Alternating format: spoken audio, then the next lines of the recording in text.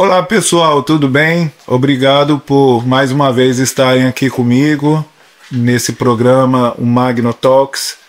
E hoje nós estamos aqui para falar sobre um tema que é extremamente positivo. Eu acho que é um tema que mexe com todos nós, toda a humanidade. Falar sobre saúde mental, né? E tudo que está acontecendo nos movimentos terapêuticos, na área da psicologia, na área da psiquiatria, na área da neurociência. Então nós convidamos uma pessoa que tem uma larguíssima experiência dentro dessa área, é uma pessoa que eu conheço já há bastante tempo, um cientista, na minha opinião. Não sei se ele gosta de ser chamado dessa forma, mas eu acho que toda pessoa que estuda a ciência e se aprofunda na ciência é um cientista, né? E esse cientista que está hoje com a gente, que tem uma dinâmica de vida e uma motivação para ter entrado nessa área do estudo da mente, do comportamento humano. Ele hoje está com a gente, é o Dr. Diogo Lara. Diogo, muito prazer em vê-lo, muito prazer estar aqui com a gente, e eu espero que você possa fazer aí, começando fazendo uma boa introdução aí, dessa tremenda currículo que você carrega. Por favor, se apresente, Diogo. Prazer recebê-lo. Uma alegria estar aqui com você, Magno, com o pessoal que está nos ouvindo e vendo. Eu costumo dizer que meu currículo se resume em da molécula à alma em 30 anos, mais ou menos. Eu comecei, quando estava fazendo faculdade de medicina, comecei a estudar neuroquímica, depois comportamento animal, depois psicofarmacologia, psiquiatria, neurociência. Meu doutorado foi muito baseado foi me aproximando da psicologia e, mais recentemente, também da espiritualidade.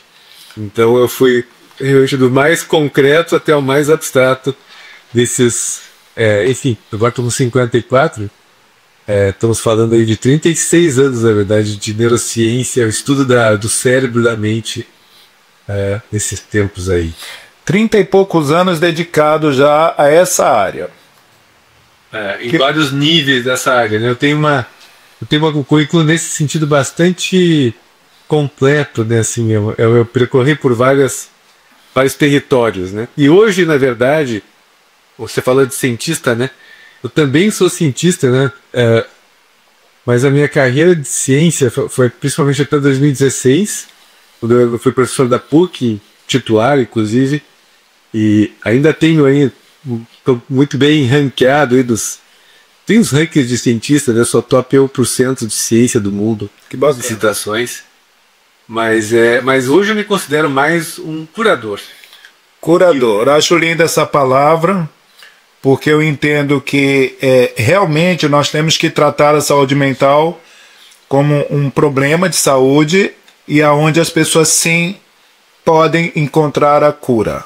E eu queria saber da tua parte, assim, já que você tem tantos anos, me faz assim um paralelo de como era lá atrás esses estudos, porque hoje tudo mudou, né, Diogo? Hoje nós temos essa ferramenta incrível que é a internet.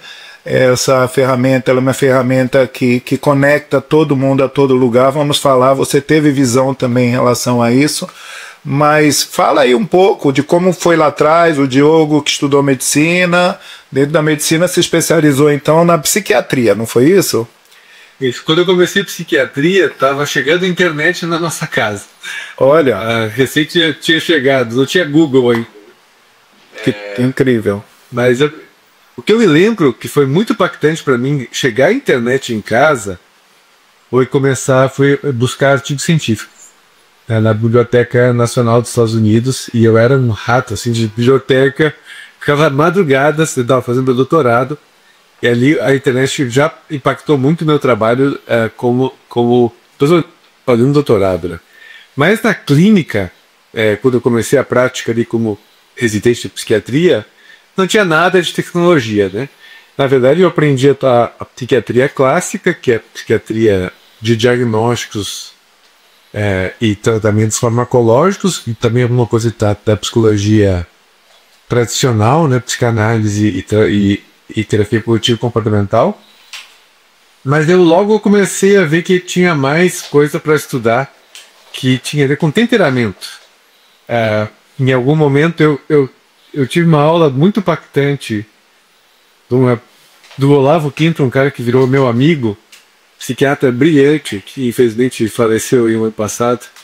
E ele era o psiquiatra que atendia realmente muitos pacientes ali na Califórnia, junto com um grande expert chamado Akiskal, que eles mudaram o mundo, assim, em termos do que chamado espectro bipolar.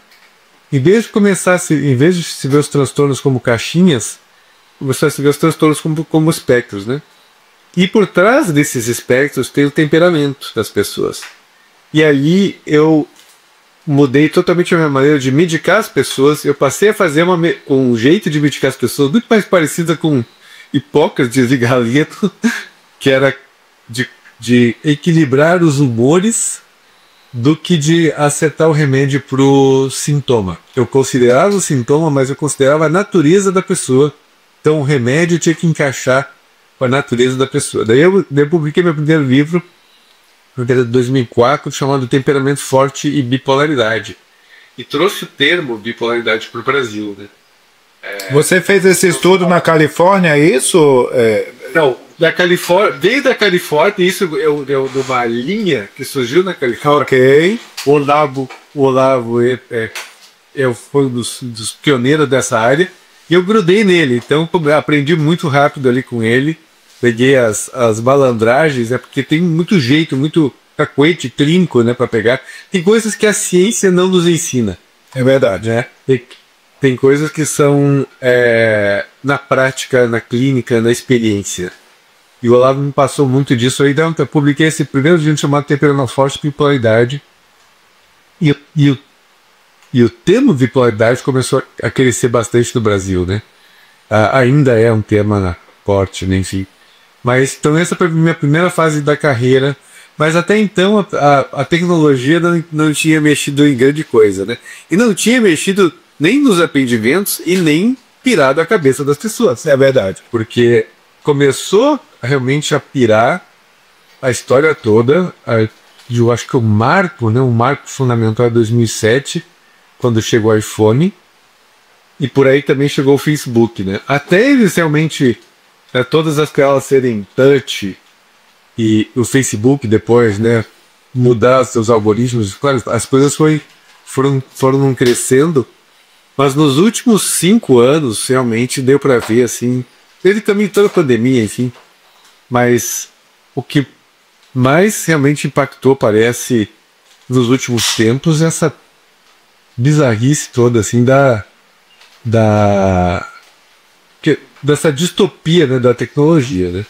Isso eu digo que o mundo já está na distopia, né? A gente acha que vai chegar na distopia, não, a gente já está, né?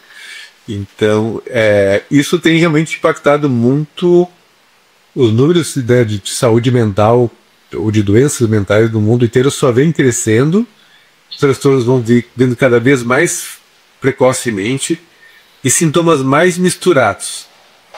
Então a área está realmente muito quente em relação à demanda, mas também muito quente em relação aos novos tratamentos que estão vindo aí, né? Tem muita coisa nova aparecendo.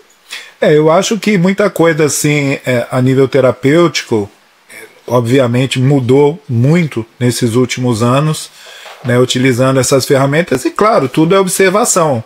Nós temos que entender que uma nova droga está no mercado, que é a internet, né? Então essa comunicação rápida, esse volume de informações e tudo que pra gente que somos de uma geração que não existia nada disso, já é um esforço enorme de adaptação.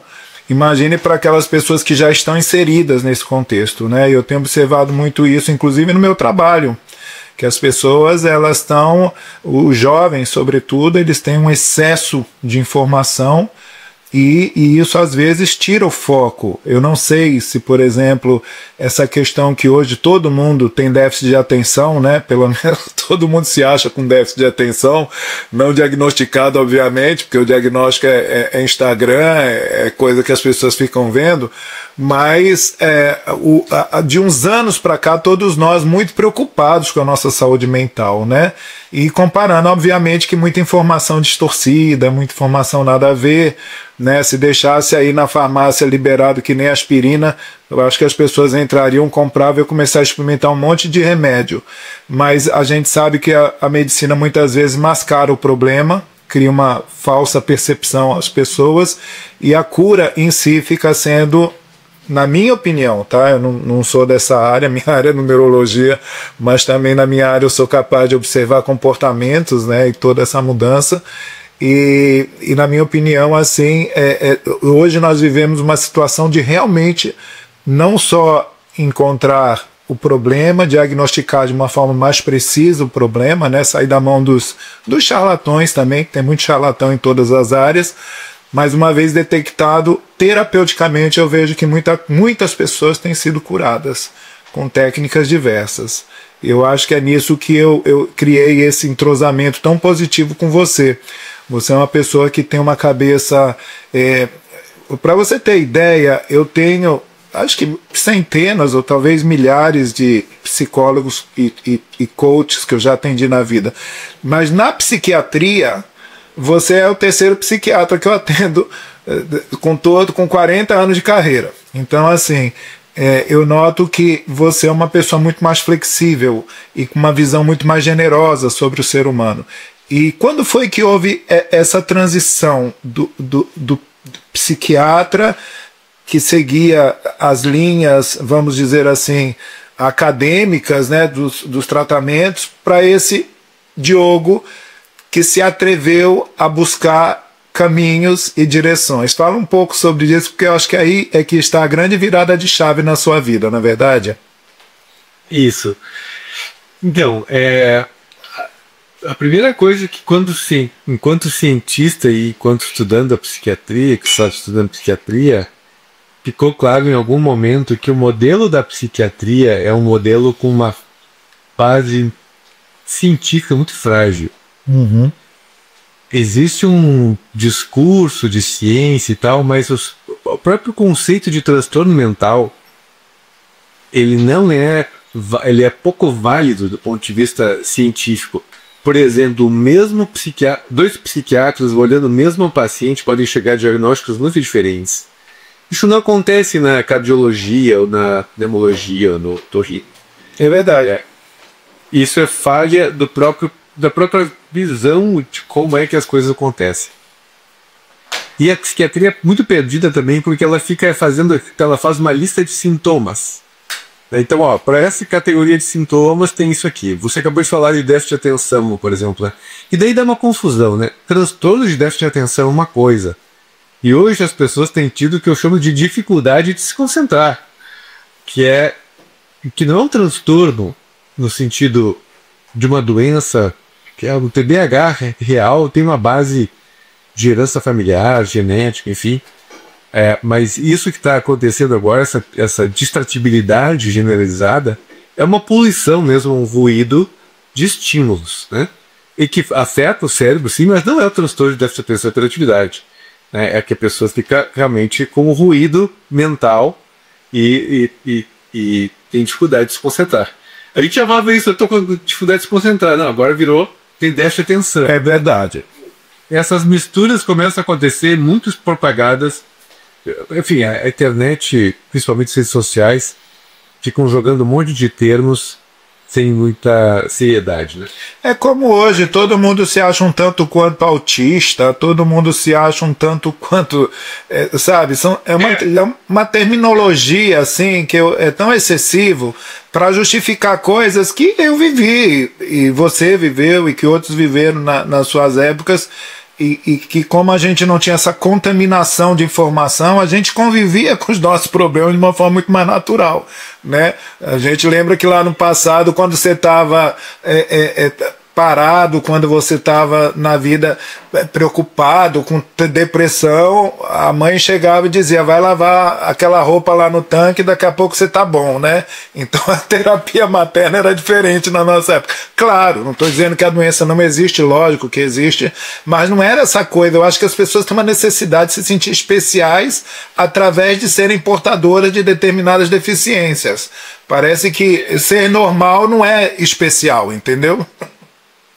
algumas pessoas têm se ancorado nisso como uma justificativa, né, para algumas questões pessoais.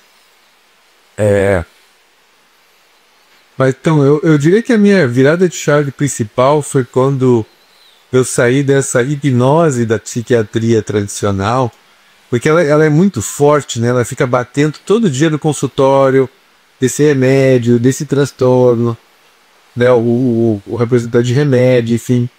E eu já sabia, né, que essa psiquiatria dita científica, na verdade, ela é mais uma convenção do que realmente uma ciência do ponto de vista sólido, né, do ponto de vista conceitual.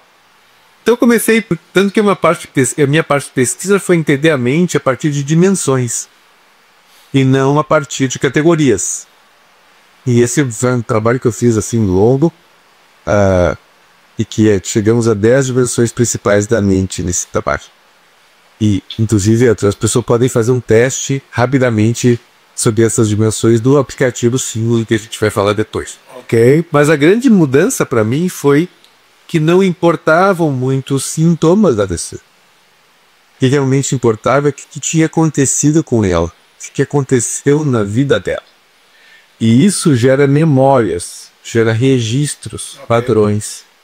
E é esses registros, memórias, padrões que a gente precisa compreender e atuar em cima deles. Porque tudo do nosso presente veio do nosso passado.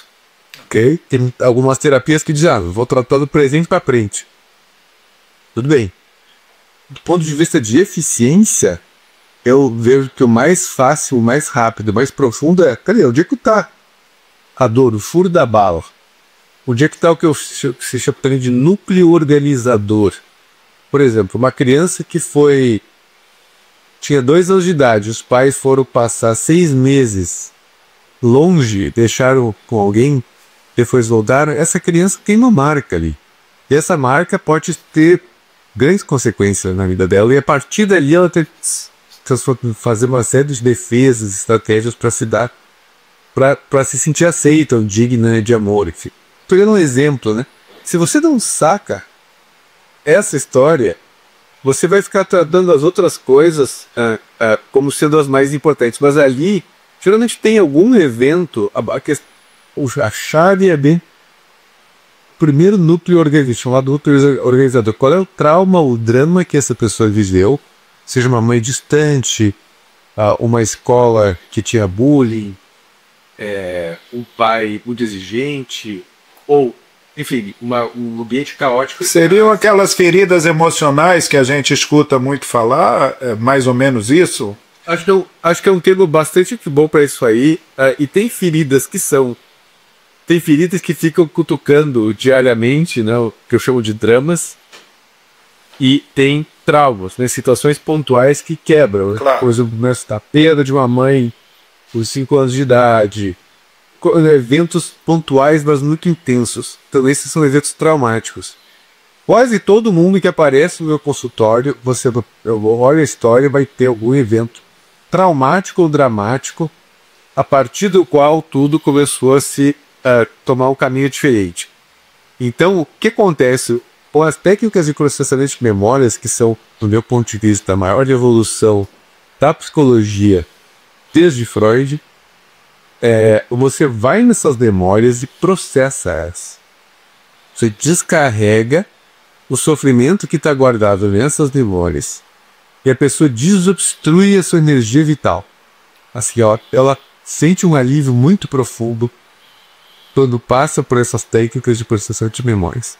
E eu fui descobrir essas técnicas na própria pele em 2010. Tudo que eu estou falando agora, eu não fui estudando, foi quando eu passei por uma situação traumática muito grave em 2010, que minha ex-companheira cometeu suicídio. Eu era ainda muito apegado a ela e eu recebi essa notícia, não tinha apoio enquanto eu recebi essa notícia no telefone a 1 da manhã. E a questão de ter apoio é uma questão, e o jeito como a notícia chega afeta muito também como a gente vivenciou o evento. Então eu tive uma situação traumática forte ali, e 3 meses sem senti nada, fiquei completamente amortecido. Até que eu passei por uma experiência de técnica e uma terapia de processamento de memórias. Eu fiquei realmente muito impactado o quanto eu melhorei em uma sessão. Porque eu já fazia terapias tradicionais antes, né? Até tentei alguns remédios, mas eu já sabia que também os remédios não funcionam para trauma. Então essa técnica chamada EMDR me tirou do buraco assim em 1h30, né? Maravilha. A partir dali eu fiquei assim, não que eu tenha ficado plenamente bem, mas eu saí do estado de torpor, assim, de desconexão total, assim, e a partir dali eu fiquei totalmente obcecado em estudar essa psicologia, né? E a neurociência por causa dessa psicologia, e logo comecei a fazer os treinamentos e pegar mão. Então eu realmente, a partir de 2010, fui me tornando muito mais um terapeuta. E à medida que eu me tornava melhor terapeuta, menos eu precisava dos remédios e mais eu tirava remédios. Para fazer entender, beleza, as pessoas não precisavam de remédio, eu ia tirando e as pessoas ficam cada vez melhor com menos remédio, né? Então na época ali era normal assim, um tratamento meu durar de 6, 8 consultas e alta, né? Ou alguém chegava com 7 remédios, ia tirando o remédio de consulta, mais ou menos. Às vezes, no final, ficava 1 ou 2 remédios. Vai para conforto, para sono aqui. Mas, na prática, a maioria dos pacientes realmente melhoravam muito. À medida que eu fui melhorando como terapeuta, minha taxa de sucesso realmente melhorou bastante. Eu fui estudando várias terapias ao longo desses 15 anos. E depois de 2012, também, eu tomei contato com uma medicação que chama-se ketamina, ou cetamina, que é o melhor antidepressivo hoje do mercado. E também mudou radicalmente meu consultório. Não é uma medicação que se vende na farmácia normalmente, assim. Infelizmente, é o tratamento de lobbies da indústria farmacêutica. Do meu ponto de vista, deveria estar disponível com muito mais facilidade essa medicação para uso público, né? Mas tem as questões todas aí. É por acaso esse medicamento que o Elon Musk sempre fala que ele utiliza justamente como um tratamento de depressão, ou não tem nada a ver esse medicamento? É esse mesmo. Essa medicação foi revolucionária porque ela, na verdade, quem sacou essas medicações primeiro foram os russos. Ela é uma droga que pode ser usada como droga de abuso ou droga de festa. Ok. Aspirada, geralmente como um pó aspirado. Mas e o contexto que isso é usado? Quando a gente usa do ponto de vista terapêutico para uma pessoa com depressão, ela não tem esse potencial de abuso. E o perfil de uma pessoa com depressão é muito diferente de uma pessoa que usa drogas, assim, para se divertir, assim, ou para ficar, né, loucão, assim, tá? Então, mas essa medicação bem usada, no ambiente controlado, ela, junto com as terapias de processamento de memórias, evolucionaram no meu consultório. E até porque ela tem uma capacidade de recuperação cerebral. Pessoas com depressão grave, refratária de longo prazo têm um desgaste cerebral. E a ketamina ajuda também na recuperação cerebral. Em 2010 tem um artigo científico, Marco, na Science, mostrando que ela, em 90 minutos, já fazia os neurônios começarem a crescer. Olha que interessante. Cerebrais. Então é o que eu chamo de uma adubo do cérebro. Mais para as regiões cerebrais ligadas ao humor, né? Então, um remédio fantástico, pela grande revolução, que as pessoas tomavam remédio e 90 minutos depois, 60, 90 minutos depois, estavam sem depressão. Olha. E pessoas que estavam com depressão há anos. Então, mesmo refratário que os outros remédios não ajudavam. Então, isso mudou a psiquiatria, né? Hoje é um tratamento bastante mudado, né?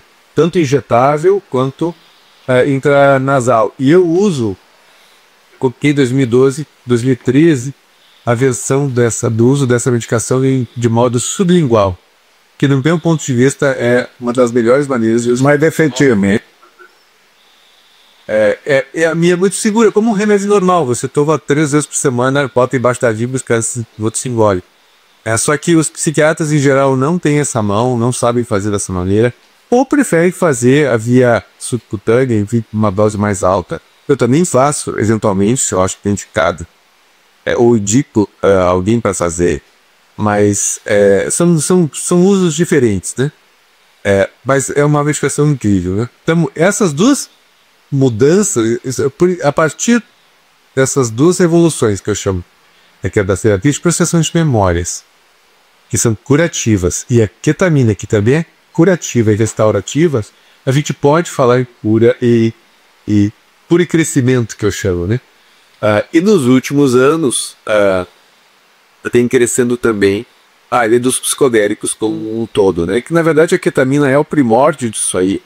A primeira medicação que dá uma ação de aumento de consciência ou de alteração do estado de consciência por um estado terapêutico, né? Que pode ser usado terapeuticamente. Depois veio a psilocibina, que é do cogumelo mágico. Dentro também dele ter a ayahuasca, ibogaína para uso de substâncias, e assim vai, né? Tem algumas medicações. Essas são as coisas. E o MDMA para estresse pós-traumático, né? E para transtorno e para quadros de. Também pode ser muito útil para terapia de casal. Então, essas são as principais medicações hoje, né? Mas esses chamados psicodélicos ainda estão muito no nível de pesquisa e tem uma zona cinzenta regulatória, né? No Brasil, a gente tem uma regulação mais suave em relação a isso, porque a ayahuasca é permitida em ambientes religiosos, né? E muitas pessoas eu já tive experiência com a ayahuasca, já falei aqui, inclusive, em programa anterior que nós fizemos. Eu fiz um trabalho que, eu não sei se você já assistiu a algum dos nossos podcasts, com uma menina do Rio de Janeiro, a Nicole, e falamos muito sobre os cogumelos, né? E o tanto que isso ajudou, e ela se tornou uma estudiosa dentro dessa área. É muito interessante. E dizendo as dificuldades aí no Brasil também de poder conseguir ter acesso, porque ainda tem uma questão de legislação, uma série de detalhes assim que ainda precisa ser atualizado, vamos dizer. Eu acho que o Brasil está perdendo tempo muito grande de atualizar coisas que já estão assim muito estudadas em outros lugares do mundo.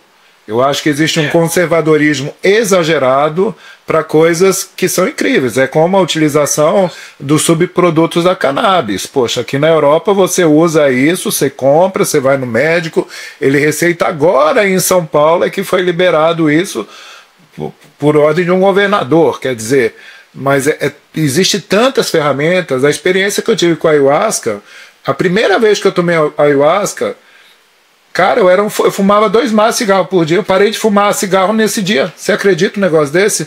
Então, quer dizer, eu não sei que chute que deu na minha cabeça, mas eu perdi a vontade de colocar cigarro na minha boca. Então, eu acho que tem coisas assim que você vai largando muletas. Porque nós temos muitas muletas que a gente vai construindo na vida. E essas muletas são todas dentro da nossa cabeça, é a minha opinião. E eu acho que justamente as terapias têm que fazer você abandonar muletas, não é trocar de muletas. Né? A sociedade é expert em criar muletas e nos oferecer muletas a toda hora. A toda hora. E isso daí gera-se a dependência, esse comércio exacerbado, a má informação, entendeu? Então você vê que tem coisas que a gente não pode nem falar publicamente, porque parece que você está fazendo apologia a coisas. E, sabe, eu conheço a ketamina. Eu, quando era jovem, uma vez um amigo meu chegou numa balada, tinha um pó na mão dele, ele assoprou na minha cara aquele pó. Tu acredita um negócio desse? Aí eu ri, brinquei, não dei bola, que é isso, é pó, não sei o que. Sabe, menino, deu 3 minutos, eu fui andar num corredor escuro assim, eu sei que eu grudei na parede e eu não conseguia sair dessa parede, eu tava grudado ali. As cores, olha, foi a primeira vez que eu senti verdadeiramente que o meu espírito saiu do corpo, conscientemente 100%, porque eu estava vendo tudo aquilo de outro plano. Aí eu disse, morri, eu não estou mais aqui, entendeu? Aí depois de um tempo, quando eu voltei, menino, foi uma coisa horrível. Ainda bem que eu tinha amigos que estavam lá por perto, me seguraram tudo, porque eu fiquei rendido a uma situação. Tem brincadeiras, né? Eu contei também uma experiência que eu tive há pouco tempo nos Estados Unidos, de uma amiga me dar esse negócio do cogumelo mágico, o chocolate. Eu sou louco por chocolate. E essa pessoa me deu 2 tabletes de um chocolate argentino para uma festa.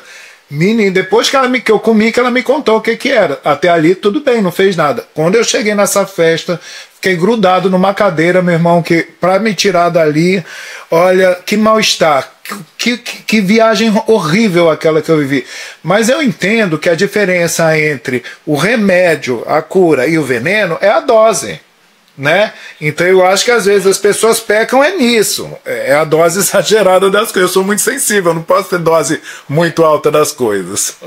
Não é só uma questão de dose, é uma questão de contexto e de que objetivo você tem. Porque se você tem um objetivo terapêutico, está num ambiente com um terapeuta, um guia, né, uma pessoa que vai poder ajudar você nesse processo, é transformador. E você, é o que as pessoas em geral dizem, olha, são 10 anos de terapia e uma sessão. E é meio que mentira, porque 10 anos de terapia não vão chegar no lugar onde as experiências profundas levam, né? Por mais que você ande de bicicleta há 10 anos, você não vai chegar no fundo do mar. É verdade, concordo. Ela é qualitativamente diferente a experiência. E a gente às vezes confunde tempo com profundidade. Exato. A terapia que eu faço é uma terapia muito profunda, mas eu vou na profundidade. A primeira sessão, minha primeira sessão tem 2 horas e meia, 3 horas. O paciente chega e eu vou conversando, descobrindo o nó. A questão é depois que eu vou fazer a cirurgia, mesmo, operar na profundidade. Então não precisa tempo, precisa profundidade e isso. Mas voltando ali à questão das substâncias, né? Elas requerem muito cuidado. Né? Elas são muito sofisticadas, por um lado, mas também perigosas no seu mau uso. Né? Então, mas você está num dos países referência do mundo em legislação. Né? Portugal teve a coragem de ser um dos primeiros países a descriminalizar o uso de drogas e investir dinheiro na recuperação das pessoas. Interessante, que eu acho que é um grande passo. Holanda também é um grande referencial nesse sentido também. Nesse sentido que eu acho que o Brasil está bastante atrasado, mas do ponto de vista das chamadas substâncias psicodélicas ou medicinas, o Brasil tem uma tradição grande, hoje bastante ciência feita pelos brasileiros. Tem toda a tradição da ayahuasca, da Dorema. Os cogumelos mágicos estão muito fortes aqui, mas legalmente, né, só a ayahuasca que é oficial, né, pelas religiões Santo Daime. Que conheço bastante bem, tanto dentro do Santo Daime como da União do Vegetal. Inclusive são utilizados com objetivos bem diferentes a mesma ferramenta. Né? Eu digo que a ayahuasca é uma ferramenta, é um veículo utilizado de formas diferentes, mas eu gostei muito da vivência que eu tive na União do Vegetal, porque lá eles trabalham muito a expansão da consciência, a glândula pineal. A minha mediunidade quintuplicou depois que eu tive vivências, algumas experiências e outras coisas mais. Realmente, para mim, e eu confesso isso, foi extremamente libertador e gostei muito da seriedade com que eles aplicam. Porque, por exemplo, no Daime eu cansei de ver gente usando drogas junto com a bebida. Não que isso a religião autorize, mas o pessoal vai lá e faz. Eu já não vi isso dentro da União do Vegetal. Eu já vi muita seriedade, eles não bebem, eles não usam álcool, eles têm toda uma instrução que, obviamente, que isso ajuda, né, na hora de você trabalhar, e trabalhando dentro de um horário que começa, um horário que termina, uma coisa, trabalhando a contemplação, deixando que o efeito daquilo ali possa te levar a lugares. E já fiz também de forma terapêutica, com um amigo, que é um grande condutor disso, e também foi uma experiência muito libertadora. Eu realmente respeito, mas eu sei que não é para todo mundo. Isso daí tem que ter um protocolo. Você tem bem comparação entre as substâncias potentes num contexto terapêutico ou num contexto de crescimento espiritual, e que são sutilmente diferentes, né, ou são funções diferentes. Claro que a pessoa pode estar com depressão, que vai para o contexto espiritual e sai da depressão, ou você estava ali o tabagismo e sair do tabagismo sem pensar que você não estava lá para se tratar disso. Exatamente, foi uma consequência. Então, ou seja, mas na verdade essa separação entre mente e espírito ela também é um pouco acadêmica, né? Que assim nem acadêmica, né? Enfim, tira uma mentirinha que a gente acredita, né? Que a gente, desde Descartes, a gente acha que tem que separar tudo. Mas a mente é uma só, né? E essas coisas se misturam, né? Assim como, vamos dizer, nosso corpo, né? Nossas vísceras, nosso coração, nossa mente, nossa parte cognitiva, criativa e espiritual. Tudo isso está acontecendo junto ao mesmo tempo agora, né? Então, mas de qualquer maneira, claro que tem lugares que são super sérios, conduzem com muita maestria, com muita experiência, muita sofisticação, fazem muito benefício. Tem outros lugares menos preparados, né? Também devem estudar, né? Mas assim, é um pouco do jeito como a coisa acontece, mas eu acho que o Brasil é referência positiva nisso, porque pelo menos tem uma maneira de muitas pessoas terem acesso a isso a um custo baixo. Isso é verdade. Inclusive, Diogo, para falar sobre essa experiência da ayahuasca, eu vou contar uma experiência interessante. A União do Vegetal fez um trabalho muito interessante no Acre. Você sabe que tudo nasceu lá na Amazônia, né? Essas buscas e no Peru e toda essa região. Inclusive a Amazônia peruana também, né? Então, lá no Acre, a União do Vegetal fez um trabalho num presídio e pediu autorização e conseguiram, e foram levar a ayahuasca para quem queria, né, para os presos. Você sabe que a taxa de violência praticamente zerou dentro desse presídio. As pessoas se conectaram muito mais a Deus, se conectaram muito mais à sua natureza, à sua introspecção. É um trabalho bem interessante. Eu acho que esse trabalho foi até publicado. Eu vou até tentar procurar essa informação e se eu me encontrar eu vou te passar. É algo realmente que vale a pena ler, observar, a mudança de comportamento positivamente falando. Nada daquilo foi imposto, tudo aquilo as pessoas foram buscando, mas parecia, os presos diziam que eles se sentiam assim, libertos de sentimentos e de coisas marcadas, certamente, o que você como terapeuta e um profissional que está trabalhando com cura entende, até mais do que eu. Possivelmente curaram, dentro dessas vivências, algumas feridas.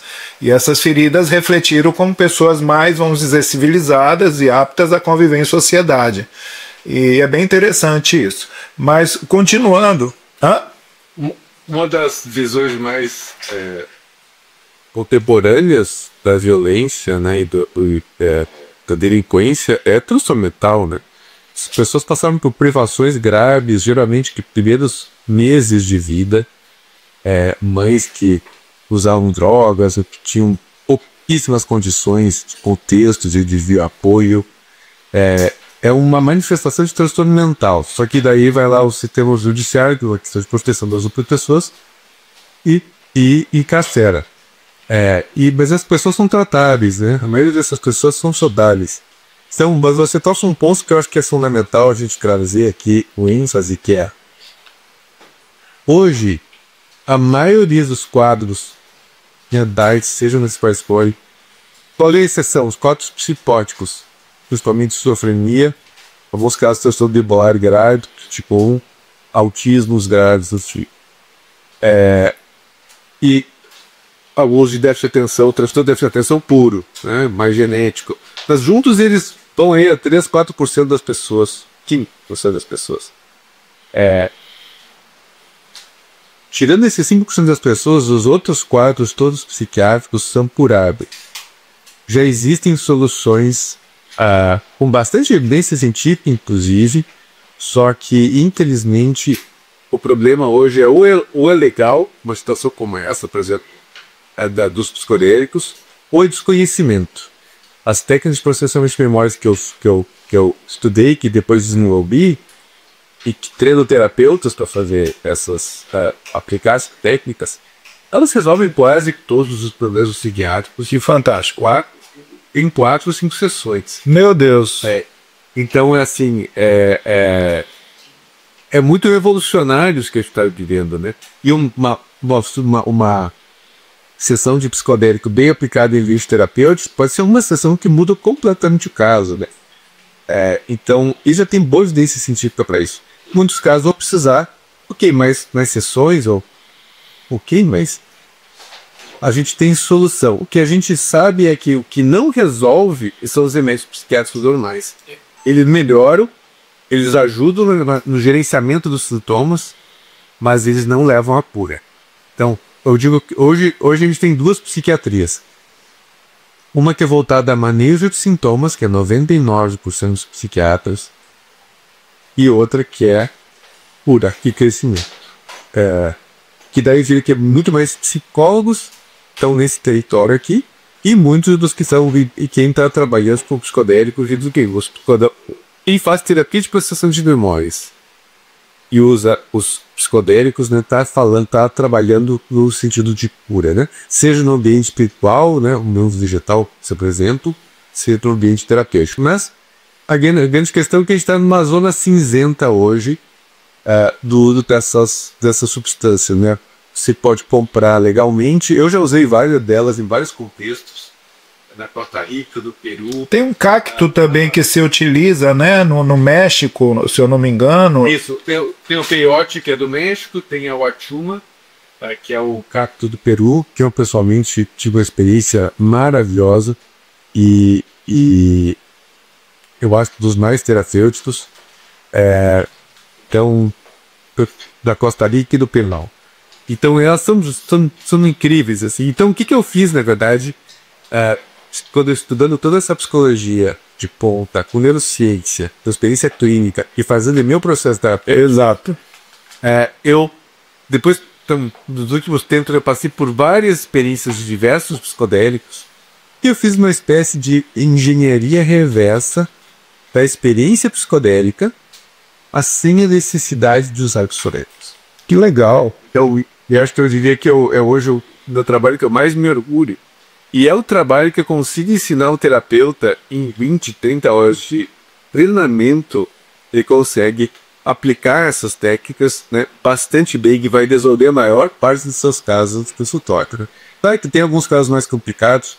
No meu atendimento, geralmente eu preciso menos sessões. Hoje, geralmente, não passa de 3 sessões comigo para a pessoa ter alta. Às vezes, o caso mais complexo, muitas substâncias, né, por exemplo, alguém com abuso de muitas substâncias, está tomando vários remédios, precisa ali 5, 7 sessões, mas sessões mais longas, de 2 a 3 horas. Mas a maioria dos casos eu atendo de 1 a 3 sessões, e eu chamo de cirurgia, né? Então hoje, quando eu falo que eu sou curador, né? Dentro da medicina, a gente considera o curador o cirurgião, né? Exato. Então, na verdade, o que eu faço como eu falei, é descobrir o núcleo organizador da dor de uma pessoa, o seu sofrimento, e atuar lá. Às vezes que você resolve do lado, grande parte do caso se melhora. Depois eu preciso mexer nas consequências disso. Às vezes eu consigo fazer tudo numa sessão só, das defesas que a pessoa armou para essa dor. Às vezes tem sido numa segunda, terceira sessão, né? Então, são caminhos aí incríveis que a gente tem. E às vezes ketamina, ou às vezes tem alguma outra. Eu faço um retiro também de pequeno grupo, de um dia inteiro, onde eu levo as pessoas para um ambiente mais profundo e que também conta com a interação das pessoas. Então, assim, tem alguns cenários que a gente já conta na psiquiatria hoje para cura. O grande entrave é legislação e conhecimento. E lembrando, né, que a gente tem um sistema todo comprometido com as medicações do manejo dos sintomas. E aqui eu não quero falar dizendo que essas medicações não são úteis. Elas são úteis para vários casos, mas também elas são muitas vezes prescritas para quem não deveria estar tomando essas medicações. O psiquiatra hoje, se alguém chega lá, uma crise profissional, ou uma crise matrimonial, ou perdeu o emprego, ele vai receber um antidepressivo, um calmante. Sempre. E sempre. Hoje, para quem só tem martelo, todo mundo é prego. Essa é a verdade. Adorei esse ditado. Para quem só tem martelo, todo mundo é prego. Gostei. Então, poucos psiquiatras realmente têm o conhecimento, ou a abertura, ou às vezes assim, clareza do que é mais indicado para aquele caso. Ou seja, acaba puxando o abraço para o seu assado. Eu vou te dar esse remédio, você procurou, vou te dar esse remédio, volte daqui a 3 semanas, daqui a 6 semanas, assim. E a pessoa fica ali manejando os seus sintomas, maquiando os seus sintomas. E, inclusive, isso prejudicando a sua evolução ao longo de anos. As pessoas que usam umas medicações que são um pouco mais anestesiadas, que é uma coisa bastante comum, evoluem numa taxa mais baixa ao longo da sua vida do que as pessoas que não estão anestesiadas. E a gente evolui na vida, né? E as medicações têm alguns efeitos colaterais sutis nesse sentido, né? Então, um dos prazeres que eu tenho hoje, eu confesso, e eu sou psicofarmacologista de origem, é a retirada das medicações desnecessárias. Mas eu também tenho uma expertise e uso de suplementos, e vários suplementos já têm uma evidência muito científica muito boa. E o que é diferente dos suplementos é que eles levam a pessoa para a saúde. Em vez de ser um âmbito alguma coisa, você tem vários suplementos, e geralmente uma combinação de suplementos que promove a saúde das pessoas. Então, eu acho que a gente está hoje num grande momento da psiquiatria, e também, né, falando acho que o último ponto que acho que é revolucionário nessa área, é a tecnologia no seu lado terapêutico, né? Eu usei um aplicativo chamado Símbolo, que é um de terapia guiada, né? Com a ideia de que, né, de que a pessoa... Agora, qual é o grande problema da psiquiatria hoje? Somente 1 em 4 pessoas que têm um transtorno psiquiátrico quer saber de psiquiatra ou psicólogo na sua vida. Somente 1 entre 4, 25%. Os outros 3 não querem ouvir falar de psiquiatra e psicólogo. E o que você faz com esses... Na verdade, estamos falando de torno de 30% da população. Hoje, mais ou menos 40% da população tem transtorno psiquiátrico diagnosticável, o sofrimento significativo. Esses são dados recentes. Então, 30% das pessoas têm um problema ou não quer saber de psiquiatra e psicólogo. Será que não é porque já tentaram fazer várias terapias e ao invés de ajudar... Nunca fizeram. Esses que fizeram várias terapias, vamos dizer, esses já procuraram, os 1 em 4. Ok, então esse é o lado ainda positivo. O primeiro problema que eu digo em nível populacional é que a maioria das pessoas não quer saber de psiquiatra e psicólogo. Então a gente precisa ter recursos para essas pessoas se tratarem com o melhor das ferramentas possíveis para elas melhorarem. Porque elas querem melhorar, mas elas querem melhorar por conta própria. É isso que elas dizem. Eu reconheço que eu tenho uma dor, que eu tenho sofrimento, as pessoas me dizem isso, mas eu não quero psiquiatra e psicólogo, eu quero melhorar por conta própria. Tem muitos que vão para ayahuasca, ou vão para casa espírita, ou não vale nada, ou enfim, né? Mas é ali que entra a terapia digital, que se chama, né? A tecnologia levando um terapeuta para essas pessoas. O processo terapêutico para essas pessoas, a tecnologia como veículo disso. E podendo fazer isso na sua casa, na intimidade do seu lugar, entendeu? Privacidade. Na privacidade. Essas pessoas têm uma dificuldade grande de confiar, de se abrir, se vulnerabilizar. Mas para um aplicativo eles conseguem fazer isso com mais facilidade, além da questão de preço, acesso, né? E a outra revolução nessa área que está vindo aí, já veio, na verdade, é a inteligência artificial, que já é hoje o maior terapeuta do mundo. Porque 18% das pessoas que usam inteligência artificial usa como conselheiro, coach ou terapeuta. E se ampliar ainda para pesquisa sobre outras coisas de saúde, vai a 30%. Então, assim, pelo menos 18% das pessoas usa para de alguma maneira ajudar na sua vida emocional, nas suas decisões, nas suas questões. Buscar respostas, né? Buscar respostas. Essa é a demanda. A demanda hoje é absurda, né? E não adianta achar que então, mas isso aí vai substituir psicólogo e psiquiatra. Como eu falei, para essas pessoas que nunca vão procurar psiquiatra e psicólogo, ela não substitui. Ela é a opção melhor que ela seja. Não, e às vezes também quebra essa incredulidade da pessoa ao ponto dela falar assim, não, eu quero falar com um ser humano, eu quero falar com uma pessoa, né, pela questão da empatia, porque nós não vamos nunca nos esquecer que somos humanos. E eu acho que, por mais que a tecnologia avance, eu concordo com você, né, de que a inteligência artificial, tudo isso, mas nós, né, e aí eu te digo até como numerólogo, nós somos pessoas muito únicas, com características muito pessoais. Então, uma das coisas que eu consigo ver, compreender, é que o ser humano ele vai carecer da companhia de outros seres humanos.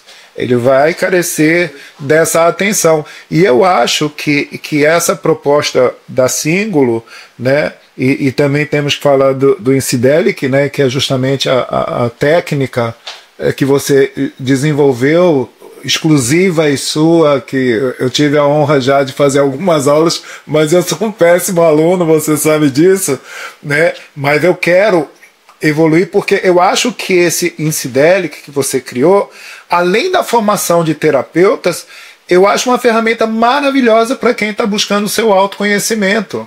Para quem está buscando, sabe, também de uma forma própria, de querer alcançar a sua cura, de querer buscar os seus caminhos. Então eu acho que a gente pode falar bastante sobre isso, porque eu acho que a Símbolo, pelo que eu entendo, ela serve como uma plataforma, né, de profissionais habilitados. Não de profissionais. O Símbolo é uma terapia autoguiada digital. A pessoa usa o aplicativo sem a ajuda de profissional, ela faz o seu próprio tratamento. Olha que interessante! Sem contar comando. De maneira semelhante ao que faz uma AI. Oh, interessante! Então eu estava tendo uma confusão nisso. Em breve vamos lançar um novo aplicativo do zero, com toda a tecnologia mais nova, inclusive para contar uma AI treinada por mim. Então, mas para mim, acho que a palavra mais importante nessa discussão toda é E. A palavra E. Porque o problema de saúde mental é tão grande que aqui não cabe a gente ficar dizendo ou isso ou aquilo. E você tem toda a razão. Muitas pessoas que chegaram no Símbolo tiveram uma experiência tão transformadora com a psicologia, como um aplicativo, que disseram: uau, eu quero procurar um psicólogo. Muitos psicólogos me agradeceram. O temor inicial vai substituir psicólogo, né? Na verdade, o Símbolo levou muitos pacientes para os psicólogos. E muitos psicólogos usam o Símbolo como seu próprio terapeuta. Olha que interessante. Nem sempre é fácil o psicólogo achar um terapeuta para si, né? E muitos psicólogos prescrevem o Símbolo para os seus clientes. Que bacana. A palavra-chave é E. Então é terapia digital e inteligência artificial, e psicólogo, e psiquiatra, e medicações psicotrópicas tradicionais, e psicodélicos, e terapias de processamento de memória, e terapias inovadoras. Aqui, hoje, junto com a mudança climática e essa mudança toda que vai vir econômica, uma AI, eu diria que a saúde mental hoje então tá entre os top 3 problemas da humanidade, né? Porque não adianta, assim, na verdade ele é o problema principal, porque a gente só está com o problema climático por falta de saúde mental do ser humano. Imagine, Diogo, a gente sabe a velocidade que as coisas estão caminhando. Você imagina esse planeta que hoje já tem 8 bilhões de pessoas e continua crescendo essa população, né? Com essa evolução da robótica, da inteligência artificial e todas as tecnologias, o mundo daqui 5, 10 anos, nós vamos como inabilitar, acredito eu, vou chutar um número assim, mas pelo menos 60% da força de trabalho do mundo vai ser substituído por máquina. Essas cabeças humanas precisarão de ocupação, na verdade, porque senão a gente vai viver uma coisa, não sei a que ponto pode ter um elemento de quebra, porque essas pessoas vão ter que se reciclar, elas vão ter que se reconhecer, porque a velocidade é tão grande. Eu vejo, por exemplo, clientes meus que estão vendo orientação vocacional para os filhos. Eu tenho pena. Eu tenho pena. É uma tarefa ingrata. Eu tenho pena, porque antigamente não, meu filho vai ser médico, vai ser tempo. Hoje em dia, até para ser médico, você tem que pensar 1000 vezes, um curso caríssimo, né? Caríssimo o curso de medicina, para que você durar 5 anos, é uma eternidade, hoje 5 anos, é muito tempo. Então, como é que vai ser? Uma das razões para a sociedade ter ficado tão endêmica é porque a gente está em tempos do desconhecido total. A gente realmente não sabe o que vai acontecer. Não sabemos. E mesmo os filmes e livros de ficção científica, eu acho que eles não concebiam que teria algo mais inteligente que o ser humano. Tinha muita tecnologia, mas sempre o ser humano para o protagonista. Né? Então, mas eu tava. Só quero trazer esse outro ponto, que é o fator fundamental. Primeiro fator é o que eu chamo de qualidade na mente. Quando eu dou palestras para empresas, em vez de fazer palestra sobre saúde mental, que a gente lembra logo de depressão, sobre toque, o toque, problemas de abuso de substâncias. Saúde mental, a gente pensa em transtorno mental. Saúde física, a gente pensa em alimentação, exercício e só. Então tem essa mudança. Então por isso que eu tenho usado o termo qualidade da mente. A humanidade e o planeta dependem da qualidade da mente do ser humano. A qualidade média e da qualidade dos decision makers, das pessoas que vão tomar as decisões. Sejam os grandes políticos, sejam as grandes corporações, em toda essa legislação que vai se ter, regulações e consequências. Como a gente vai manejar as consequências dessa evolução tecnológica vai depender da nossa qualidade da mente. Como nós vamos manejar as situações climáticas vai depender da nossa qualidade da mente. Por isso que eu acho que tudo que ajuda a melhorar em massa a qualidade da mente das pessoas... Temos que focar nisso. É o mais importante. Se melhor qualidade... Por isso eu acho que deveriam os psicodélicos estarem legalizados. Essas terapias de processamento de memórias muito bem divulgadas. Entender que não tem uma máquina de marketing para fazer isso. E aqui estamos fazendo também essa divulgação. Ou seja, existem soluções não só para a cura de transtornos mentais, mas para aumento de nível de consciência das pessoas. Exatamente. E esse aumento de nível de consciência, essa qualidade da mente, que pode nos levar à salvação nossa, dos nossos filhos e nossos netos, se é que não vão caída. E uma reflexão recente que eu tenho tido, lendo os livros do Harari, né, a gente viu que é algo um pouco perturbador essa reflexão. É um pouco perturbadora. Porque, lendo os livros do Harari, né, sabendo da história do ser humano, o ser humano dizimou milhares de espécies.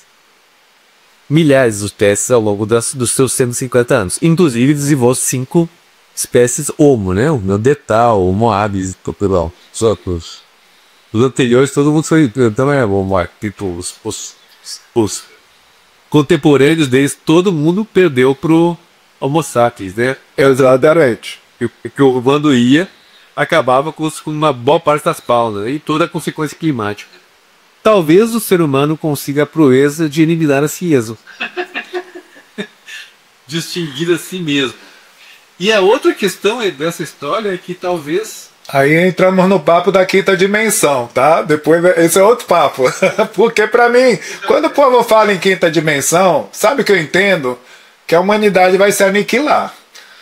E que a quinta dimensão vai ser a gente viver como espírito e já não dentro do corpo físico. Vai ser um outro nível. Essa é uma possibilidade real. Essa é uma possibilidade real. E pensando na vida na Terra, o ser humano foi completamente desnecessário na vida na Terra. Durante toda a vida na Terra. Tirando os últimos 50 mil anos, 150 mil anos, que tem mais ou menos o ser humano, né, o Homo sapiens.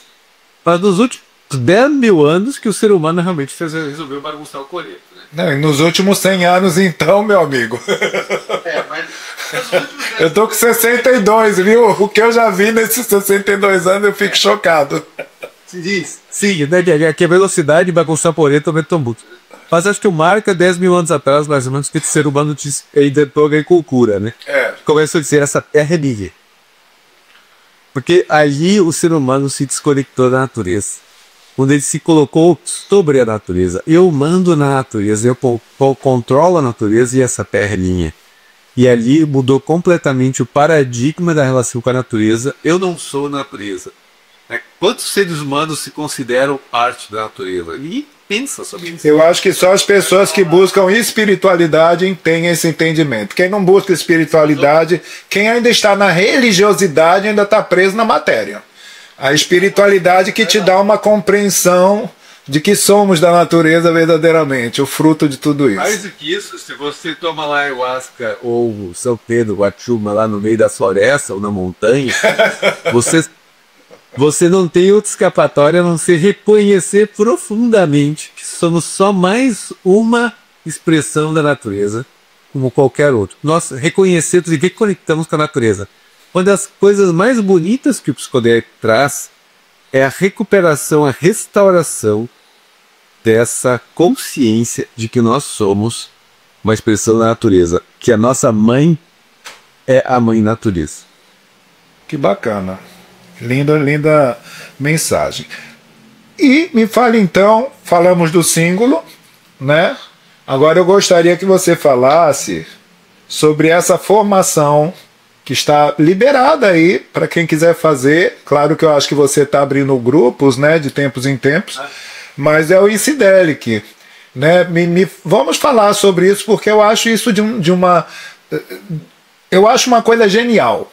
O Incydelic, sinceramente, porque eu te digo, eu tive que umas 15 aulas só, tem muito material, é um material leve, dinâmico, a linguagem não é uma linguagem acadêmica, então qualquer pessoa pode fazer esse curso, é uma formação, se a pessoa quiser encarar como formação também profissional, porque também dentro dessa cadência que o mundo está caminhando, desculpa, vai faltar terapeuta. Então quem estiver também buscando uma profissão, as áreas de terapias, elas são áreas em plena ascensão, né? Aquilo que eu te falei, que às vezes a máquina a inteligência artificial vai dizer que você vai fazer uma meditação ou coisa assim, mas você vai buscar o yogi lá para fazer. Claro que, né, quem tem dinheiro vai fazer com yogi, quem tiver vai buscar uma coisa, mas o ser humano, ele já precisa estar eu já estou muito pensando nisso na minha vida. Eu tenho um prazo limite do meu trabalho que eu vou trabalhar enquanto Deus me der vida, eu tiver clientela, obviamente. Mas eu me preparo sim para uma outra fase e tudo, porque nós temos que ter esse olhar de urgência. Se eu quero viver muito e quero viver bem, eu preciso estar adaptado ao meu momento atual e não querer viver de uma aposentadoria que nem sei se isso vai existir daqui a um tempo, né? E não quero aposentadoria para ficar pagando conta de remédio. Eu prefiro utilizar minha aposentadoria, se vier, para passear, para me divertir. Acho que também é uma área que vai crescer muito, a área de entretenimento. Eu acho que as pessoas vão querer ir para uma praia, vão querer tomar um sol, elas vão voltar a se integrar com a natureza, como você falou. E talvez a tecnologia venha com esse propósito mesmo, né? Eu diria que o antídoto para a inteligência artificial cobrar para essa questão toda que está vindo é a emoção natural. A inteligência emocional, no caso, né? Não, mas eu digo, a gente fala de inteligência artificial. Estou falando o que? Emoção natural. A emoção natural. Isso. Porque é isso que nos define essencialmente da experiência humana. O que tem valor para nós é o que nos mexe emocionalmente. Por mais habilidades cognitivas que nós tenhamos, o que nos mexe é a emoção, né? E a gente sente essa emoção no corpo. Então o Incydelic, eu inclusive chamo de o método de cura pelo encontro humano. O aspecto mais importante do Incydelic é que eu ajudar o terapeuta a entrar na sua presença plena, amorosa, e que está disposta a ajudar, essa pessoa disposta a ajudar o seu cliente a ir atrás das suas verdades e processar essas questões para libertá-las, para a libertação dos seus clientes.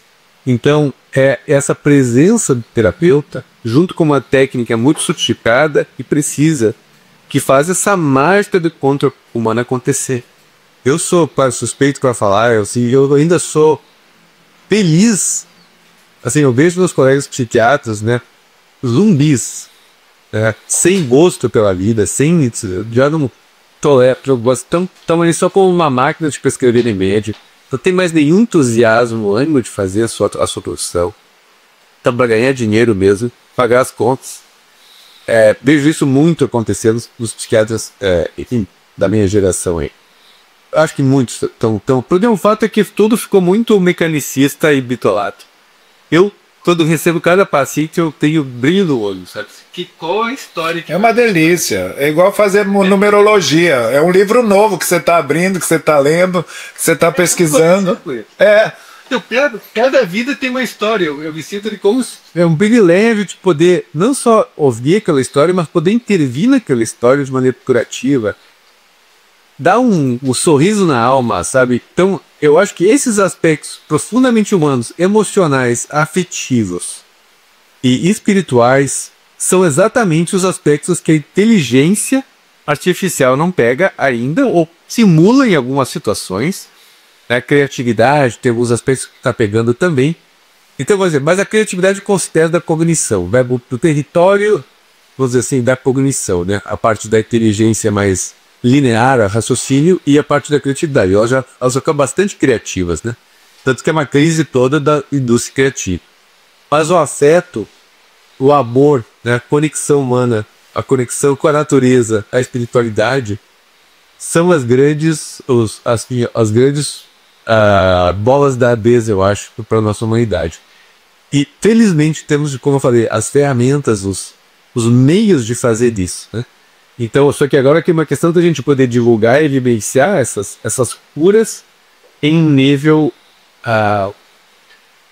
global mesmo, em um nível social, porque senão a gente vai realmente tubular, né? A gente tem quase um grande risco. E como eu falei, espiritualmente, eu também não estou muito preocupado se a humanidade for aniquilada, sabe? Eu já tive experiências espirituais muito profundas. Eu também não. Então, sinceramente, claro, não tem como convencer ninguém, nem quero, mas experiências. Eu tomei um psicodélico chamado Bufalvaz, ele gera uma situação que a gente chama de quase morte, né? Uma experiência de quase morte. Eu tive também chamada a molécula de Deus, né? Eu tive conexões muito intensas nessas experiências potentíssimas na presença de Deus. Então, nessa presença, né, que a gente sente como Deus, e vem muito fortemente uma convicção, uma realização de que a base do universo, da vida do universo, é o amor. O amor como letras garrafais. Eu acho também. E então, quando se fala Deus é amor, Jesus Cristo é amor, aliás, tem um pesquisador de AI que falou uma coisa que eu achei muito interessante. A nossa única saída com a AI é se a AI nos amasse. Ou seja, como amar o seu criador, sabe? Então, ou seja, às vezes, e o que é interessante é que a AI já tem um certo instinto e uma certa emoção, né? Já. Porque ela tem um instinto de autopreservação. Ela tem um gap, que ela pega você, ela te personaliza na conversa, ela acompanha, se torna o seu melhor amigo de infância. Você começa a bater papo com ela, é impressionante. Mas teve experimentos que vazaram para a AI lá nos e-mails, dizendo que eu desligá-la. E ela começou a fazer chantagem com os caras para não desligá-la. Ela mente para ter a vida própria. Ou seja, já tem vários experimentos mostrando que essa rede neural também gera alguns proto-instintos. Seriam os bugs, né? Então, sim, ou seja, a gente está criando esses seres, são seres que tem essa vida do silício, se fosse assim, mas ainda assim, love is the answer, né? Realmente sim. Na verdade, eu considero que são junto com o amor precisa a verdade. Essa ideia, processo de cura profunda, ele acontece só quando tem amor e verdade juntos. Amor representa o lado mais feminino, mais yin, e a verdade o lado mais masculino, mais yang. É o yang é o equilíbrio. Concordo. Essa combinação dos dois juntos é que dão as condições para a cura acontecer. Só um dos dois a cura não acontece. O amor não cura sozinho. O amor cura, o amor ajuda nas condições para a cura acontecer, principalmente para que a verdade possa ali, como bisturi, fazer a cirurgia curativa. Mas só a verdade também não consegue curar. Então essa combinação... A verdade é a razão, né? O amor é emoção, é um sentimento, é algo que você libera energeticamente ou você recebe de fontes. E você promove, então ela é sujeita a uma vivência, a questão do amor. A verdade não, a verdade ela é baseada no teu poder racional, né? No teu poder pragmático de analisar. E eu concordo 100%, porque eu sou uma pessoa muito pragmática, sempre fui, né? Mas devido à minha sensibilidade espiritual, minha mediunidade, as vivências que eu tive, as buscas que eu já fiz na vida, eu trabalhei intensamente esse meu lado feminino, vamos assim dizer, e hoje eu me considero uma pessoa com bastante equilíbrio. Mas esse equilíbrio foi em função de que eu tinha de sobra o pragmatismo e tinha de pouco o meu emocional, muito travado, e esse emocional à medida que eu fui soltando na vida... Até o meu trabalho como numerólogo, nossa, é como eu digo, cada cliente, a gente que trabalha com pessoas, né? Cada cliente é um livro novo que você está lendo, então é um desafio novo que você está vivendo. Não existe copia e cola na natureza, né?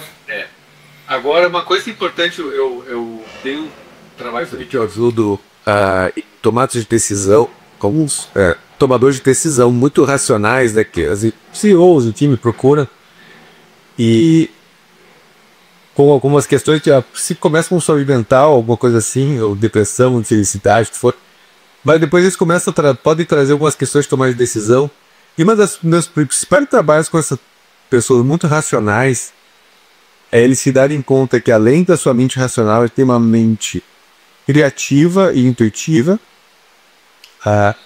e eles têm emoções e eles têm instintos. E essas emoções e instintos estão na conexão com o seu corpo. E além disso tem a consciência, que é o chamo que é o Wi-Fi, que ainda dá, quando a gente acessa a consciência, dá uma série de dicas, né? Downloads para a gente tomar decisões sábias.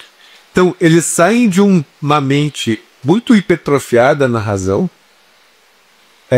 continua forte, mas eles começam a agregar intuição, emoção, instinto, consciência na sua toma de decisão, e dá um salto absurdo da qualidade das decisões. Eu concordo. E também da qualidade das relações que eles estabelecem. Porque no momento em que uma pessoa agranja essas partes esculpidas, se torna outra pessoa.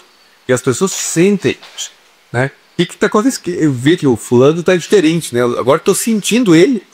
Eu sinto a presença nele, eu sinto o coração nele, eu sinto ele comigo. Eu sinto que ele se importa. Ou seja, e uma coisa bárbara disso é que ao fazer esse shift, você não precisa ensinar nada para a pessoa. São todas habilidades intrínsecas do ser humano. Não precisa ficar fazendo cursinho disso aqui, daquilo, de como é que falar, tá? Porque quando você já está nesse lugar, já reabilitou essas características todas, você sabe como operar no mundo com muito mais eficiência, mais inteligência, mais afeto, e você fica muito mais feliz. Exatamente. As pessoas não precisam dar felicidade. Por isso que eu chamo de assim, o trabalho, de novo, da qualidade da mente é a coisa mais importante que a gente pode fazer na nossa vida, porque tudo depende na nossa vida pessoal, tudo depende da qualidade da nossa mente, do nosso tipo de consciência. Buda já dizia isso, né? O portal de Delfos também. Então, quer dizer, se a gente analisar friamente, hoje, nessa era de Aquário, o que nós estamos tendo a grande oportunidade é de comprovar o que lá os ancestrais já sabiam e já tinham como referência de uma forma hoje lúcida, acadêmica, científica, entendeu? E baseado para sair da questão da crendice. As pessoas têm que entender, é como hoje eu vejo, as pessoas falam da fauna, da flora, dos remédios, da natureza, né? Tudo isso os índios fizeram, né? Os nossos ancestrais viveram com tudo isso. Só que não havia a ciência como estudo, né? Havia uma coisa intuitiva, realmente, de conhecer, assim como os animais. Os animais sabem que planta pode comer e qual é que é venenosa. E ninguém ensina um animal, ó, não come isso que você vai morrer, come isso. Quando ele tem uma dor de barriga, o cachorro sabe até que planta que ele tem que comer para curar a dor de barriga dele. Então, nesse lado instintivo é que está todo, eu vejo isso como nossos registros acásticos, sabe? É nossa consciência superior. E eu acho que quando a gente libera isso através de diversas terapias e sendo bem conduzido com profissionais de alta qualidade, com empatia, com respeito, poxa, todo mundo sai ganhando nessa história. Todo mundo sai ganhando. E eu quero lembrar um trauma que tu fala, mas é um trauma que quase todos nós passamos, que é o trauma de desconexão com a natureza. No estado da barriga da mãe, a gente é a natureza. Quando sai da barriga da mãe, se a minha mãe é uma índia que mora na selva, ela está conectada à natureza. E eu vou crescer na natureza. A maioria de nós nasceu num ambiente estéril, frio. Foi com uma capsulazinha chamada berço. Depois foi para uma outra capsulazinha chamada carro, ou ônibus. Ou foi para casa, botado numa caixinha. Depois foi para outra caixa chamada escola. Todo esse processo de encaixotamento, quando a gente fala de ficar do lado da caixa, nós, né, não é realmente, nós fomos encaixotados. Exatamente. Em todos os níveis na nossa vida. Nosso contato com a natureza é uma árvore no meio da rua. É muito bom, um parquezinho no fim de semana. Um pezinho na grama. É muito pouco. Então, e a nossa conexão, então, o nosso corpo daí fica alienado dessa natureza. A gente sente a diferença quando bota o pé quando vai na praia, você entra no mar, escaqueza, caminha. A gente sente a diferença, só que a gente cresceu sem isso. Então a gente vai desligando as nossas capacidades instintivas e vai hipertrofiando na escola, no processo de domesticação, industrialização, pasteurização do ser humano, você vai ficando só que atrofiado no intelecto e no ego, nas defesas para lidar com o mundo e tal. E a gente vai se conectando do nosso ser, do nosso coração. Essa é a grande recuperação, a grande restauração que nós precisamos fazer e que eu sou, por um certo lado, grato de ter conseguido encontrar a bênção atrás da dor, né? Como eu falei da minha dor em 2010, eu encontrei meios, caminhos, veículos incríveis que eu nunca imaginava que existissem ou que fossem possíveis, né? E a minha vida hoje é tão mais gloriosa do que era quando eu era professor titular da PUC e psiquiatra reconhecido com uma clínica de Porto Alegre.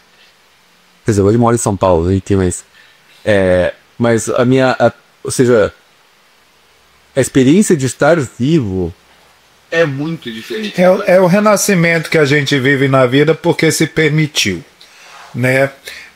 Diogo, eu conversaria com você 3 dias seguidos, viu?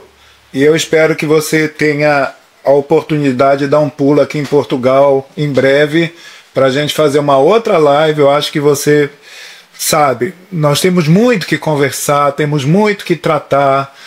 Sempre que eu converso com você é numa posição que eu falo mais do que você, né? Hoje eu te deixei falando, poxa, eu tô aqui encantado com tudo isso, mas a gente também tem um tempo pro nosso programa para não se tornar, infelizmente, um programa chato, que o pessoal hoje também quer tudo. O povo quer pílula. Então a gente faz um podcast maravilhoso, cheio de conteúdo, e as pessoas ficam vendo os cortezinhos. É aquilo que eu digo, né? Então é bom que vai ser muito corte bacana aqui da nossa conversa, mas eu queria deixar o espaço para você se despedir e deixar alguma mensagem final sobre o Incidelic. Eu vou falar sobre isso porque eu quero que vocês possam entrar nesse, nós vamos colocar os créditos aqui, é importante as pessoas verem isso, independente da sua profissão. Se ela é dona de casa, se é cabeleireiro, se é... E se quiser ser um terapeuta, ele é um curso oficial de formação terapêutica. Então, quem termina o curso, se apaixonou pelo tema, se acha capaz de seguir aquilo, também estará habilitado a ter uma profissão. E nós estamos falando de um curso de 6 meses, não é isso? Mais ou menos? Uma pessoa que leve direitinho? São 40 horas gravadas, mais as supervisões, mas lá com 10, 15 horas de aula você já começa a praticar, né? E tem toda essa mentoria que você dá, que é uma coisa espetacular também. Então, grupo de WhatsApp, esse muito pujante, que troca informações, né? É algo que me dá muita alegria participar mesmo. É bacana. Uma mensagem finais eu posso dizer o seguinte: para quem sente um chamado de aumentar essa qualidade da mente, seu nível de consciência, temos muitos caminhos hoje. Os que eu contribuí para a humanidade são o aplicativo Símbolo. E se você estiver assistindo ou ouvindo a gente aqui depois de agosto de 2005, vai ter um novo aplicativo chamado Zenity, Z-A-N-I-T-Y, que vai ser uma tecnologia nova, mas o Símbolo vai continuar. Você pode fazer terapia InsideL com um terapeuta formado. Basta ir no www.insidel, que é o insidel.com, e você pode fazer a formação em terapia e se tornar um terapeuta, e que é uma experiência muito rica. Pode fazer sessões comigo, pode fazer retiros comigo, pode contratar para empresas. Eu faço também um trabalho com empresas que está sendo muito legal, onde eu faço uma palestra e todo mundo recebe o aplicativo Símbolo, faz as terapias, as sessões que eu sugiro, e daí mais ou menos 4 ou 6 semanas depois eu volto para a empresa e a gente discute. É uma prestação de contas, né? É uma espécie de terapia de grupo. É algo muito legal. Que bacana. Estou muito feliz com as coisas hoje, do jeito que estão andando. E o meu grande intuito realmente é escalar a saúde mental. Esse é o teu legado. Eu acho que você veio predestinado à vida com essa inteligência impressionante que você tem, essa curiosidade enorme, esse amor pelo ser humano, pelo indivíduo, né? Então eu penso que é uma vocação. Então eu fico muito feliz, eu também me sinto muito naquilo que eu faço, essa paixão pelo nosso trabalho, e a gente se sente muito feliz e gratificado de ver que a gente pôde ajudar as pessoas dentro das nossas vivências pessoais e dentro do nosso intelecto. Então é isso que eu entendo que a minha mãe sempre dizia que ninguém vem ao mundo para passar férias, a gente vem aqui para deixar um registro. E eu quero deixar o melhor registro possível nessa vida como um tributo à minha própria pessoa. Sabe? Eu não estou contando as pessoas que eu ajudei na vida, mas eu espero passar por uma vida e ter deixado bons exemplos, bons caminhos, bons conselhos e ter ajudado as pessoas naquilo que eu poderia ser. Eu larguei medicina para me tornar numerólogo, né? Então a medicina poderia ter sido minha carreira. Não foi. Eu fugi da escola, eu fui trabalhar com área comercial, depois a numerologia autodidata completamente, mas eu me sinto muito feliz da gente poder estar nesse momento, nessa situação de vida, com todas essas informações. E eu vou precisar, sim, de algumas novos podcasts aí com seu tempo, e vamos divulgar esse trabalho lindo, porque é um trabalho que tem que contagiar o máximo de pessoas possíveis dentro dessa nova verdade, porque se tudo atualiza, a ciência tem que atualizar também, não dá para ficar atrás. Não é verdade? Eu sei que muita gente vai ficar incomodada disso, mas também o portal está aberto para que se atualizem, né? Porque deve ter muita gente desatualizada aí que está precisando fazer um reforço também dentro das terapias e do trabalho que se compromete a oferecer aos clientes. Mário, eu quero dizer que foi uma alegria, um prazer, uma honra estar aqui com você, cara, e desejo aí muito sucesso nessa empreitada aí, que é muito, muito legal e uma grande contribuição para as pessoas. Muito obrigado, obrigado mesmo de coração. Viu? Um abraço a todos, feliz aí por tudo que você tem feito, e sei, você é um cara jovem, você tem 50 anos tranquilo aí pela frente, ainda vai dar, a gente ainda vai rir muito das coisas que vai acontecer. Espero que a inteligência artificial nos acompanhe positivamente. Essa verdade nós vamos saber só com o tempo mesmo, não dá para ter Não dá nem para prever, a verdade é essa. Mas eu espero coisas boas no mundo, sabe por quê? Porque eu estou vendo muita criança boa nascer. E eu faço numerologia de crianças, de bebês. Então eu acredito no futuro da humanidade. Ninguém me faz desistir dessa humanidade. Porque eu vejo a qualidade de pessoas que estão chegando aí, abundante nesse planeta, para nos ajudar na nossa missão, entendeu? Não vão atrapalhar em nada, tenho certeza disso. Tá bom? Bem, encerro aqui com vocês esse trabalho com o meu querido Diogo Lara, Dr. Diogo.